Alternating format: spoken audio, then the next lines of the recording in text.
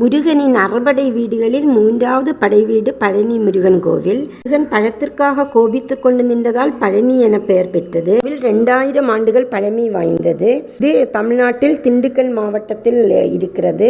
தரைமட்டத்தில் இருந்து 450 அடி உயரத்தில் உள்ளது. பக்தர்கள் 693 படிகள் ஏறி செல்ல வேண்டும். படியேறி செல்ல குறைந்தது 30 நிமிடங்கள் ஆகும்.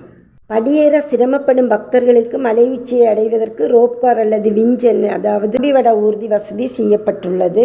இங்கே 2 பாதைகள் உள்ளன. ஒன்று படியேறி செல்வது, மற்றது யானை பாதை.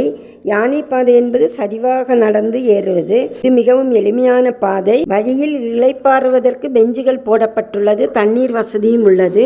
இங்குள்ள முருகன் சிலை போகர் என்ற சித்தரால் நவபாஷணத்தால் உருவாக்கப்பட்டுள்ளது.